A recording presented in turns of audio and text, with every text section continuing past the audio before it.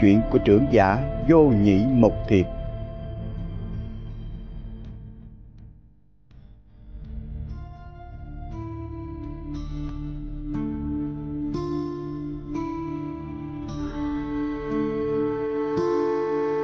Một thời Đức Phật ở Tịnh Xá Kỳ Viên nước Xá Vệ thuyết pháp cho chúng tỳ kheo. Khi đó trong nước có một vị đại trưởng giả tài phú vô lượng, nhưng mà ông ấy không có con trai, chỉ có 5 người con gái. Khi người vợ đang mang thai thì vị trưởng giả này qua đời.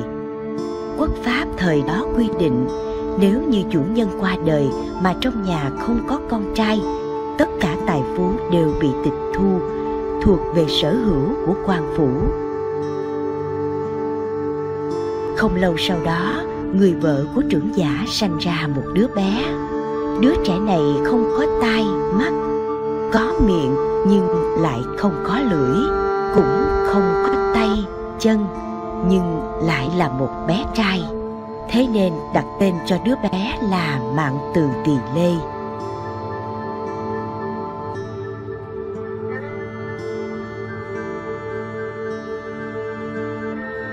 Một vị trưởng giả sau khi nghe được rất kinh ngạc khi có chuyện như vậy, liền tới trước mặt Phật hỏi: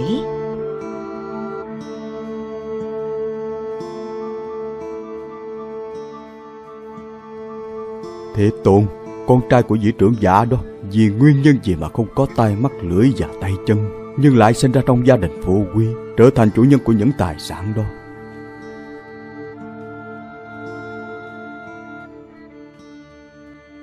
Hỏi rất hay. Ông hãy chú ý lắng nghe, tư duy cho thật kỹ. Ta sẽ vì ông mà giảng nói. Trước đây có 2 anh em đại trưởng giả. Người anh tên là Đàn Nhã Thế Chức, người em tên là Thi La Thế Chức. Người anh từ nhỏ đã trung tín thành thật, thường ưa thích bố thí, cứu giúp những người nghèo khổ. Ông ấy vừa thành tín lại vừa lương thiện. Quốc vương liền phong cho ông ấy làm pháp quan của đất nước. Phàm là những chuyện kiện tụng, thị phi đều là do ông ấy phán quyết.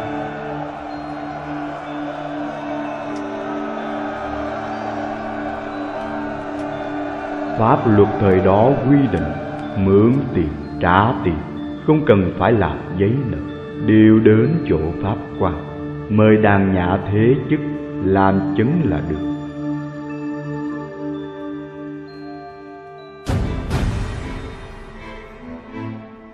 Có một lần, có một người thương nhân muốn ra biển, mới mượn rất nhiều tiền của người em tên là Thi La Thế Chức, dùng làm chi phí đi đường. Khi đó người em trai này chỉ có một người con tuổi tác còn nhỏ. Ông dắt con trai của mình và tiền cho mượn đến chỗ người anh trai làm pháp quan. Đại ca, đại ca.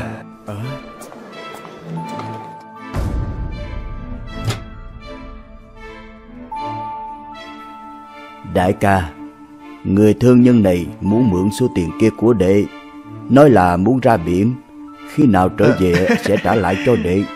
Mong là đại ca làm chứng cho đệ. Nếu như đệ qua đời, vậy làm chứng cho con trai của đệ sẽ nhận lại số tiền này.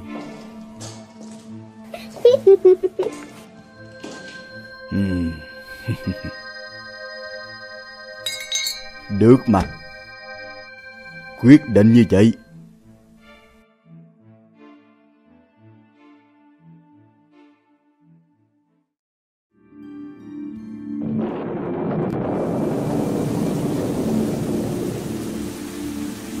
Người em Thi La Thế Chức không lâu sau đó qua đời. Người thương nhân đi ra biển lớn, gặp phải sóng to gió lớn, thuyền bị hủy hoại chìm mất.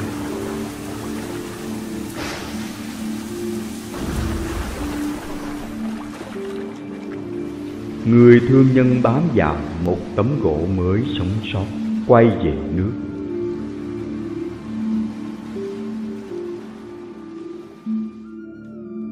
Khi đó người con trai Thi La Thế Chức nghe được tin tức thuyền bị chìm. Người thương nhân trắng tay trở về, lại thấy thương nhân chỉ có một mình. Trong lòng nghĩ rằng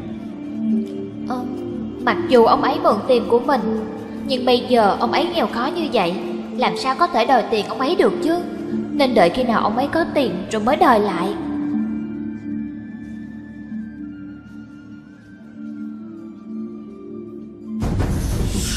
Sau đó người thương nhân này lại ra biển cùng với những người thương nhân khác, đạt được rất nhiều châu báu, bình an trở về.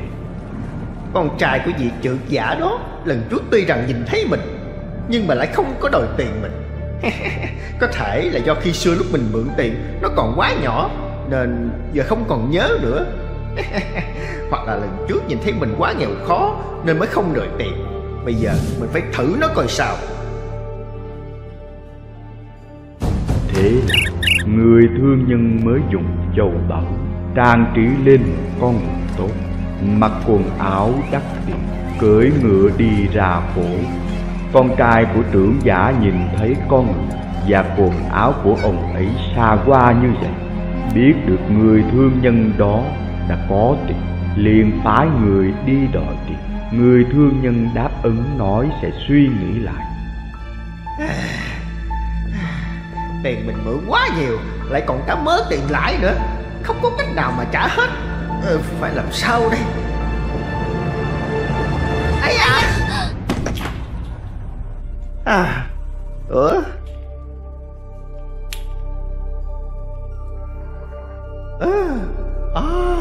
có cách rồi.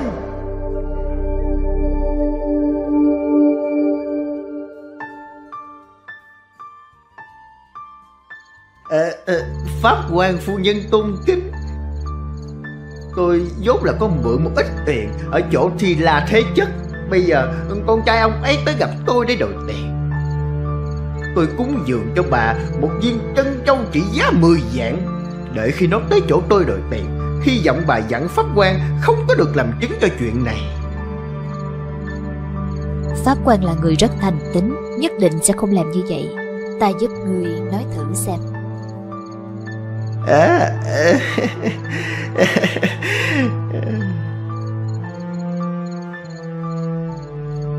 Sao ta có thể làm ra chuyện như vậy?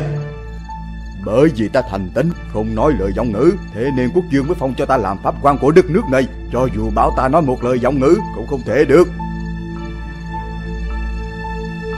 Khi người thương nhân lại tìm tới, người vợ sau khi nói rõ tình huống liền trả lại viên trân châu. Người thương nhân tặng thêm một viên trân châu trị giá 20 vạn. Mong bà nói với pháp quan, đây chỉ là một chuyện rất nhỏ, chỉ cần nói một câu mà có đến 30 vạn. Nếu như đứa trẻ đó mà thắng kiện, mặc dù nó là cháu của hai người, nhưng mà hai người cũng không được chia một xu nào hết. Đạo lý này chắc bà cũng hiểu chứ.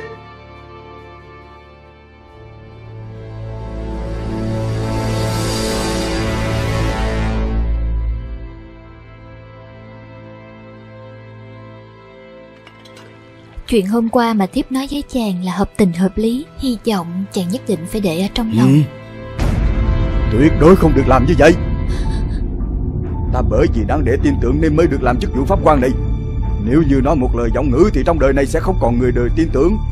Đời sau càng phải nhận lấy đau khổ vô lượng kiếp.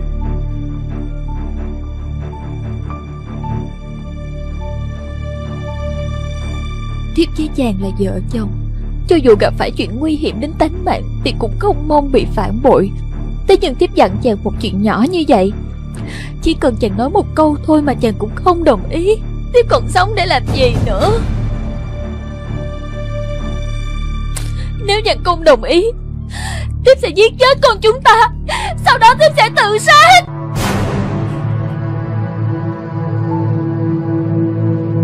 Mình chỉ có một đứa con trai duy nhất, Nếu như đứa con này chết rồi thì tài sản không có người kế thừa. Nếu như nghe lời người vợ này, vậy thì đời này mình sẽ không còn được người khác tin tưởng nữa. Đời sau cũng phải nhất định chịu khổ đau phiền não vô lượng. Ta phải làm sao đây? Đàn Nhã thế chứ không chịu được sự ép buộc của người vợ. Trong lúc không còn cách nào khác, chỉ đành đáp ứng theo vậy.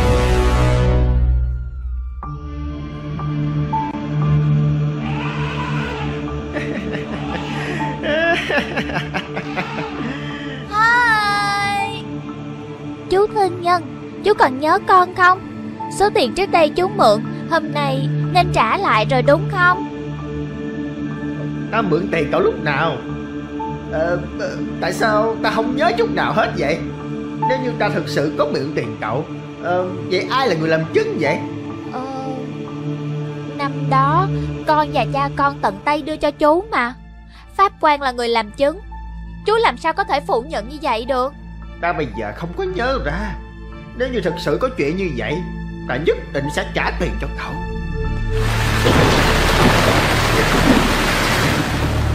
Người này trước đây có mượn tiền của cha con. Bá phụ khi đó là người làm chứng. Khi đó con cũng có mặt. Chuyện này là như vậy đúng không?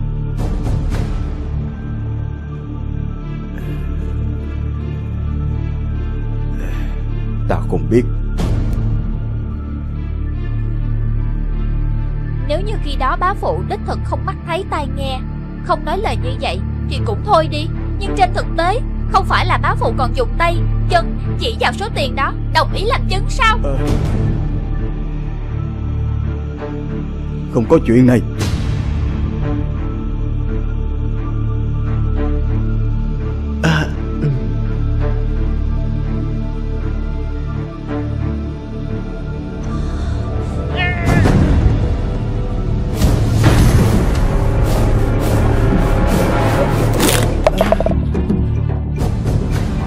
Bởi vì bá phụ trung thành thiện lương, quốc dương mới cho bá phụ phán quyết mọi chuyện. Người trong nước cũng tin tưởng, dựa dẫm vào bá phụ. Còn con là cháu ruột của bá phụ là có thể làm ra chuyện không đúng pháp luật như vậy. Vậy thì người ngoài không cần phải nghĩ rồi, người phải chịu oan ức không ít. Chân giả thật hư trong đó, đời sau tự nhiên sẽ rõ. Pháp quan Đàn Nhã thế chất khi đó chính là người thừa kế tài sản, không có tay chân, không có tai mắt lưỡi này. Do nguyên nhân nhất thời nói lời giọng ngữ, đọa lạc vào đại địa, phải nhận rất nhiều đau khổ. Sau khi rời khỏi địa, lại ở trong 500 kiếp thường xuyên đầu thai thành người có thân thể không đầy đủ.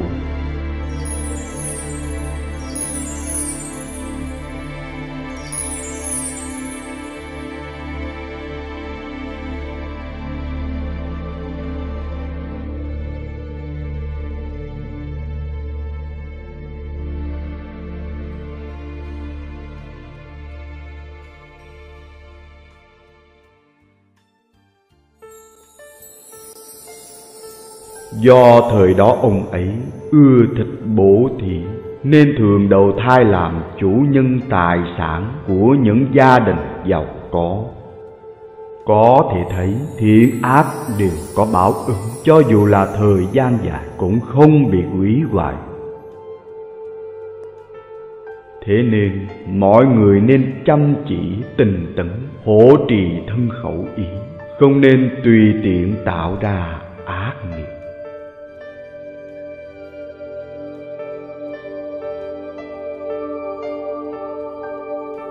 Đại chúng nghe Phật nói như vậy, có người đắc sơ quả cho tới tứ quả, có người phát tâm vô thượng Bồ Đề, không ai không hoan hỷ hành lễ phụng hành.